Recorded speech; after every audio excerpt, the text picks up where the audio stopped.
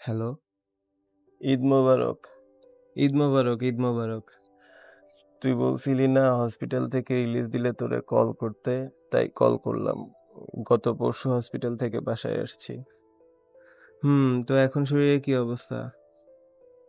শরীর এখন মোটামুটি ভালোই, কিন্তু মন মেজাজ ভালো না। কেন? কি হইছে?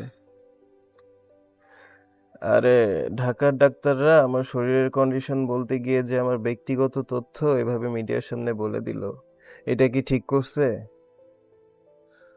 ঠিক তো অবশ্যই করে নাই।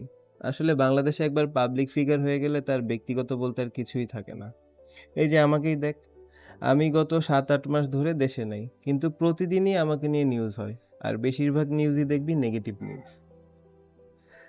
হুম তোর নিউজগুলো দেখলে মনে হয় মানুষ ভুলেই গেছে যে তুই বিশ্বের 1 নাম্বার অলরাউন্ডার ছিলি। এমন অনেক দেশ আছে, এমন অনেক মানুষ আছে যারা শুধু তোর কারণে বাংলাদেশকে চিনে, অথচ সেই তুই এখন আমাদের দেশের জাতীয় ভিলেন হয়ে গেছিস। যাই হোক, আমরা এখন ঈদের সময় এসব কথা বাদ দেই। হুম আচ্ছা, তোর ওই নিউজিল্যান্ড ট্যুরের কথা মনে আছে? দেশের বাইরে সবাই প্রথম ঈদ করলাম যেবার। মনে থাকবে না আবার? মুশি সেমাই রান্না করতে গিয়ে যে চিনির বদলে ভুল করে লবণ দিয়ে রান্না করছিল, আবার সেই সেমাই আমাদের খাইতেও হয়েছিল। এই কাহিনী তো ভুলার মতো না। হ্যাঁ, আমার ওই কারণে ওই ট্যুরটার কথা বেশি মনে পড়ে। আচ্ছা, আজকে রাখি রে। ঈদের সময় তো বাসায় অনেক লোকজন আসতেছে দেখা করতে।